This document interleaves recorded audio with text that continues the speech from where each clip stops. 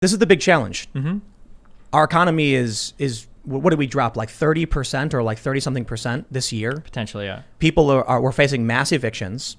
Mass unemployment, yep. The reason I pointed out the printing of money is that is absolutely not a solution in any capacity. It's a desperate last resort where they're just like money printer go burr, desperately trying to keep the machine churning in some capacity.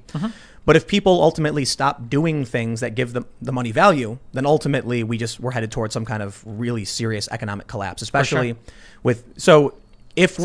I'm not going to disagree with you here, and we talked a little bit about this off air. The problem is that right now we have the worst of both worlds, and that we are doing half-assed lockdowns that are locking down just enough to absolutely destroy small businesses and average workers, but we're not locking down enough to prevent the spread of the disease. So what we're getting is the disease is spreading almost uninhibited, or it almost feels like it's uninhibited. I'm sure it has been to some extent. And then we're seeing all these businesses close down, and because we're doing it in such a lackadaisical manner, like nothing is actually moving in a positive direction. We haven't eliminated the virus in any part of the U.S. We're still in like that map is in like purple spreading in almost I think in every single state. And then people are suffering severe economic harm as well. Right now, whatever we're doing, if you were to ask me like, well, should we just not lock down anything or whatever? If it was between just doing no lockdowns and doing what we're doing now, I might even say like, okay, yeah, like whatever. I think that's it actually. Sure. The guy at the restaurant that I mentioned in Michigan, he straight up said, if the government gave me enough money to keep everything moving, I'd happily walk away for 2 months. Yeah, for sure. I think it really just comes down to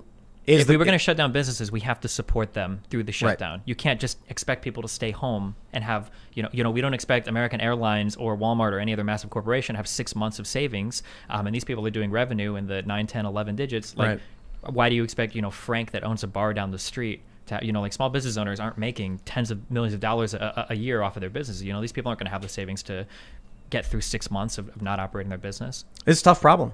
I think you have a lot of people on the right saying, protect the vulnerable, social distance, wear masks, but reopen things. And then many on the left, I suppose, in your instance, lock everything down hard, but cover the cost to make sure people make it through this. Well, the thing that sucks is it feels like, and this has been, I so look forward.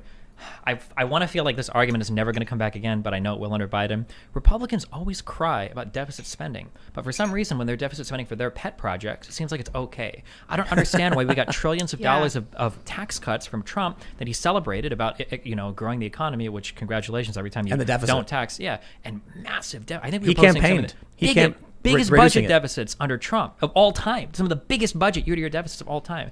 And I think the thing that leaves people frustrated is it's like, I don't understand why you can't help us. Why can't you give us money if you are spending so much on the war machine, which was supposed to go away, or on, large businesses via tax cuts and everything? Like, Seriously. That's the frustrating part. Trump campaigned against the deficit and the debt, and here we are. And there was an interview with Ted Cruz where he was like, well, Trump didn't campaign against that. And they're like, he did. He did. Explicitly, yeah. I think that's an indication of political parties will say one thing, but as soon as they get power, you know what I mean? Like, everybody wants free speech when they're in the minority position, and then once they're in the dominant position, they're like, no, we gotta clamp things down. Yeah, maybe you want. I mean, yeah. I mean, a man carrying over $400 million of personally guaranteed debt probably isn't going to be the best person to responsibly manage a country's budget either. But yeah, but see, that's a framing thing. You're right there, right? So it's a framing. I'm framing that a man that has a massive amount of personal debt that he's personally guaranteed is maybe. Well, what are his assets? Probably enough to cover it, but probably not enough like that he'd want to. $3.2 billion. But I think it was either Wall Street Journal one that went over that, yeah. But anytime you're having to start to sell off things that you own to cover debt you bring to cover, it's probably not a good feeling. You can do it. Yeah. Forbes, I think, put Trump at $3.2 billion with liabilities of like $400 million, something like that. Yeah. So yeah, I don't want to go off on a news thing. Sure. Yeah. It doesn't. It's frustrating to center back. It's frustrating to me and a lot of other people on the left, and I imagine on the right as well, that constantly hear about how we can't just spend all this money on you. But we could do massive tax cuts, and we could spend a lot of money on overseas wars, and that just seems very wrong. Yep. Yeah, man, the war. You get me going on the war thing. Absolutely. Spending money doing nation building in foreign countries when we could be fixing the pipes in Flint and helping people in this country. That's the interesting thing. I think, ultimately what it comes down to with the lockdown debate is, I think if we work out all of those issues, what's left is, will the 2-month mass printing of money have a serious detrimental effect on the economy, the savings, and the retirements of American people? Will it be a bad thing for them? Or if we that's basically it, right? So conservatives would say we can't just print money, we can't just do that, we can't just lock everything down and freeze it, especially at this point, considering it's been a year now and businesses have been destroyed. And I guess the leftist position is you can and you have to. Yeah, I guess monetary policies are very complicated. I know that there's always the inflation boogeyman that is looming behind every politically expedient argument, but it seems like we haven't seen that massive uninflation yet. We've been running historically low federal funds rates for long times now. It just isn't there. I know that there's at least 5 libertarians right now in chat screaming that we need to go back to the gold standard and we're printing money and etc. Do you see that Trump? I think it was Trump. He tried appointing a woman to the Federal Reserve who wants to be on the wants to put us back on the gold standard. That's very funny. I thought it was hilarious. Yeah, but absolutely delusional. But yeah, no, I mean, we need to get Ron Paul in here. You can have an argument about what's delusional about it. Wait, are you asking me, or would Ron Paul ask me that? No. Like Ron Paul would clearly be like, yeah, you're crazy. You know, you're wrong. Yeah, of course. Yeah, man, I was a huge Ron Paul supporter when I was back in college. Really? I was like 18, 19. Yeah. Oh man. Heck? So let's do this. Look, man. I think we agree that we have to go one way or the other. We're sitting on the fence. We either need to jump into we're going to lock down for 2 months, everybody's getting some kind of handout, or we need to go into like, okay, we're going to severely lax all the lockdown stuff, and we're just going to see who dies, but like we have to keep people's lives running because there is damage, there is collateral damage to a lockdown that most people accept, even more so than suicide, not having a business, not being able to run anything, mental health issues, and like, there's a really well-known Twitch streamer that killed himself, most likely because of the lockdowns. A friend of mine that traveled a ton, and that was like his way of getting out. I know there are a lot of people like that, maybe that not necessarily killed themselves, but like severely, like negatively impacted in terms of mental health related to that. So yeah. Wow, man. Mm-hmm. I've heard a lot of stories. There's this dude that I know, his son committed suicide. He was tweeting about it and said, having a young kid who's locked up, and with resources, this guy's a wealthy dude. Mm-hmm. It destroys their mind, you know. Not to mention that, like, I can't imagine. So I'm very lucky. I have a 9-year-old son because he lives in a wealthy school district because I'm wealthy. They have long distance learning with like iPads and stuff. And even for that technologically very literate school district, I get the emails every day. I don't know if other parents have this issue where it's like, hey guys, if you got logged out of the iPads, you know, like this is how you get back in, or like it just seems to be like such a nightmare for everybody. I can't imagine the poor schools that can't afford that type of technology. Yeah. I don't know what those people do. You're out of school for like a year. Some people didn't get to have their senior prom. Some people didn't get to do their graduation. Like I would have cheered for all that. When I was younger, I would have as well. But very anti-establishment. Well, I just wanted to say I want to play video games, but most people probably wanted to see their friends and socialize and do stuff. Yeah. Yep. Well, so that's a good argument why there shouldn't be lockdowns for the sake of mental health and everyone. And potentially, or a good argument for why we should have had very strict lockdowns for 2 months and then maybe started to do like much more controlled reopenings, like they've done in Australia, New Zealand, or South Korea. So then the problem isn't so much a conspiracy as it is two factions fighting and getting a half-assed response instead of one solid response to either. The problem is that literally every single thing in the United States is so unbelievably politicized that you can't do anything without somebody looking at you like you have a political agenda behind it. And part of the reason is because of stuff like talking about the Great Reset. Like on its face, if you were to say like, hey, if you are doing like a massive restructuring, do you think you should take that opportunity to optimize like part of your workflow? Every reasonable person will be like, yeah, probably, yeah. But like when it's phrased in that like, do you think that people are pushing for extra coronavirus lockdowns just so they can shove AOC into every person's home, forcing you to get on your knees and worship the Green New Deal? It's like, well, okay. Like I feel like the framing of that is a little bit disingenuous, and it further serves like that hardcore hyper-partisan politicization of American politics. The World Economic Forum put out a video that said in 2030 you will own nothing and you will be happy. So when you say the World Economic Forum, do you mean like one person who works in one subsection that does YouTube videos? They published it. It was published on all social platforms. They wrote a big long article about it. And then they later clarified when there was a backlash that it wasn't intended to say this is what we want to happen, but what we think may happen. So the issue is if you launch a campaign around this, you include within it like critical theory, intersectionality and stuff, and then you say you will own nothing and you will be happy.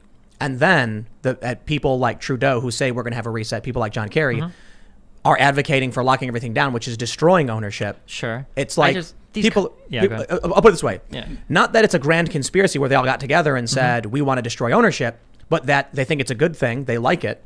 They've advocated for it, and now the policies they're bringing about are bringing about what they want. Sure. So you can argue we can prove intent. Yeah, I understand. The problem is that like I can't argue against a story. I can only argue against particular policies. So like if we are concocting this grand narrative behind the schemes that we're trying to get rid of ownership of everything and blah blah blah and like this, like well, I mean like we have like a bunch of discrete facts and we could connect them in that way if we want to, but I don't know if that's the most appropriate way to do it. And even on its face, I could even defend that statement on its face that actually a lot of people are in support of that you will own nothing and be happy. So as a gamer, something that's been very interesting to me is most people today use things like Steam as a platform. You don't own any of the, I don't know if you're familiar with Steam. Of course, yeah, absolutely. You don't own any of those games. Right. If Valve goes bankrupt, you've lost everything. That's but a people bad are happy thing. with it. Sure, but the convenience that it provides is, on another level, and that's why people like it. Or you don't own any of your music. You listen to it on Spotify. You listen to it on iTunes. We don't have the vinyls. We don't have the CDs. We don't have any of that anymore. So like, I'm not defending the idea that we should own nothing. Okay, I'm an ardent capitalist. I like owning things. I have all of my music is backed up on FLAC files on my hard drives that I keep it up because I like that. However, I don't think that these ideas are necessarily as crazy as we make them out to be, because we give the least charitable reading of it and then run with the biggest conspiracy behind it instead of like, well, what's like a more nuanced like approach in the middle for like, what do they probably mean? What are the goods and what are the pros and cons, and like how can we work with this? I guess I think conspiracy implies that it's a secret of some sort. We'll just call it. Yeah, that's not fair for me to say. Sure. When I say conspiracy, no, I mean like a plan I've of used people. Language too, right? Sure. Yeah, I understand. When I say conspiracy, I don't mean like a crazy, lunatic thing. When I say conspiracy, I mean like a planned thing that multiple people are working on to bring about some kind of change. It's like a conspiracy. But it has a very negative connotation, so I understand that. Yeah. There's a group of people, they have international interests. They think we should use the COVID lockdown to reset global capitalism. And then there's people who don't trust the policies they're putting out when the World Health Organization themselves. I have the quote. Sure. Let's see if I can... Full lockdowns should be a very, very last resort and can be avoided, World Health Organization's Europe chief says. Mm-hmm. So this was in October. When you see the story, and it was basically carried everywhere. I'm using CNBC. Mm-hmm. People are wondering why then they're pushing for all these lockdowns. I don't want to. I don't think we've even pushed for full lockdowns anywhere in the U.S. Have we? No. We haven't even done a full lockdown. Well, what do you mean by full lockdown? Well, what do they mean by full lockdown? I imagine that the WHO probably doesn't mean, when they say like full lockdown, I doubt they mean like outdoor seating at all hours of the day at most restaurants. Yeah, you're probably right. Yeah, when they say full lockdown, they're probably saying like closed, because I've been in California for a couple of years now, and I don't think we full lockdown anything. You can go to any, well, I shouldn't say a couple of years, but over the past years, like you can still go out to restaurants, you're just outdoor seating, or you're seating in every other place. California says don't leave your home. Don't walk around. Well, past 10 o'clock. I think just recently they did that. I think Newsom said on Monday. I think they just said like no more gatherings of 10 or more people. Yeah, but I think this is the first time California's went this far. But even at that, I'm pretty sure restaurants are still open. Like I literally ordered Din Tai Fung like the day before we left. Like we went to the restaurant and picked it up, and there were still people eating out there and everything. So it's interesting too, yeah, because it's the Constitution. There's only so much they can do to enforce this stuff. You look at Europe, and they had this video go viral of a woman who brought her mom to a mental health facility, and they detained her, tased her, she's screaming, and then naturally people are like, this is messed up. I mean, actually, you made it sound like you disagreed with Australia and New Zealand's approach to things, because Australia has been super draconian. I don't necessarily disagree. I wish that we had a more three-dimensional view of what it means to have the right to do something. Because the way that when I grew up, the way that I was taught is that when you get more rights, being an adult is awesome, but there is more responsibility that comes along with that. You're never given a right to do something that doesn't carry a greater burden of responsibility behind it. Like that's always the case. And a lot of the times when I talk, it's so weird. When Republicans talk about rights, usually they're talking about restricting rights. I notice that anytime a Republican talks about states' rights, what they're actually talking about is taking rights away from you. They want to like curb like abortion, or they want to restrict access to like funding for like Planned Parenthood. They usually, or they want to make it harder to vote for whatever reason, voter ID, or if you don't agree with that, make it harder, or whatever. Like it feels like when people talk about like states' rights, or they or make it illegal for like gay people to get married, they're talking about like taking rights away from people, which is interesting. Old examples. Well, now they are, because the Supreme Court said. But I mean, there was that famous who was the woman that Mike Huckabee supported, who was saying like, I'm not going to marry these gay people even if they would. Clerk. Yeah, the clerk. Yeah. So these are, thankfully, some of these are older examples, sure. But even regarding things like what do you call the cities, sanctuary cities, right? People like states shouldn't have the right to do that. We need to take this back, or we need to like. It feels a lot of the times like when people talk about states' rights, it feels like they're actually talking about taking rights away from people, which is. It's not like a couple of those examples were just security. Well, like, should we? I mean, what is security but the restriction of a right in exchange for, what's the quote? Like, somebody that demands security in exchange for their freedom will get and deserve neither, or something. We'll get we'll get neither and lose both. Yeah, sure. Well, but the argument, it really is, it comes down to freedom versus security, and at a certain point, you do need security. It's just a question of where the balance is, right? For sure. So it's crazy to me that like people will look at like illegal immigrants and be like, we need to ship 13 million people out of here because a few people every year get killed by MS-13, or we need to get them all out of here. And then we look at like 3,000 people a day dying from the coronavirus, and it's like, well, do we really need to wear masks? They're very, very different. They're very different. The issue of illegal immigration has a lot to do with the economy as well. Just a way more than just, it has to do with the security of our elections, the security of our physical safety, and it has to do with the jobs market. So elections, physical safety, and jobs market. The coronavirus is hardcore affecting all of those, right? But the election and all the mail-in voting. You can't deport the coronavirus. And so the conservatives tend to say we should protect the vulnerable, we should have social distancing, wear masks, and we can keep the economy running, and schools seem to be safe. And then the left tends to say lock it all down, provide stimulus and support. So I hear what you're saying, early on, because we did go through this already. I guess the thing that makes me sad is that like I grew up, so half my family's Cuban. My mom and dad were both Air Force. They're ride or die for Trump, like to the end of the earth. And my mom is an incredibly nationalistic, very proud American, loves his country, would if the Air Force called her back in today, she would, strap up in her little flight suit and go and fly to wherever they wanted to. I know she would. And it hurts when I grew up hearing about all these amazing things that America was capable of, that America had accomplished. And we did, the Silent Generation, World War II, all that. We did a lot of amazing stuff.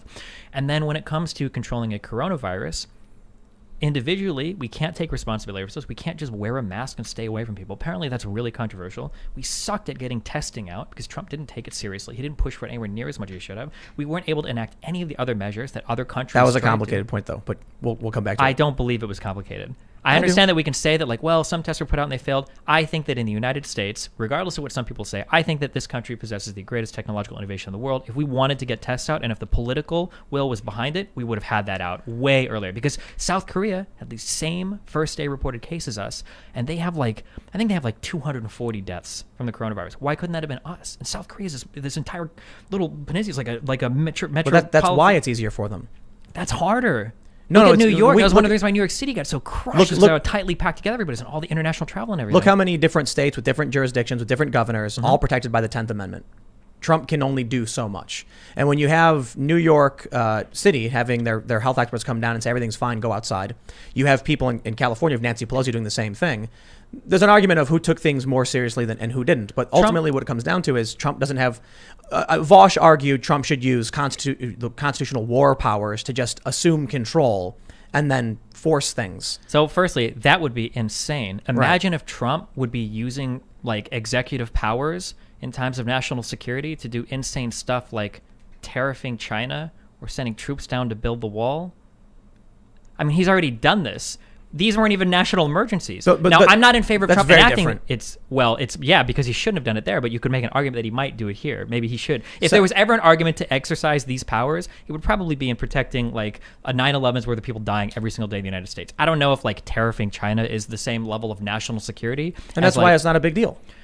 What do you mean? Well, Trump putting a tariff on China, people say for the most part, okay, we'll see how that plays out. Well, no, a lot of people were very upset because he did this unilaterally, and he exercised executive branch powers to do it under threat of war or whatever, which is a little bit insane. So I'm just saying I don't agree with Vosh's argument, but if you're going to argue in favor of Trump abusing the executive like he has so far, it seems strange to make the argument that he shouldn't do it here. Has he abused the executive? I think that saying that we need to go that the border wall to the south is some horrible national emergency that he needs to send people down to build part of his wall or whatever, or saying that we need to have a national emergency tariff. I think that's very strange. I think that's an abuse of power.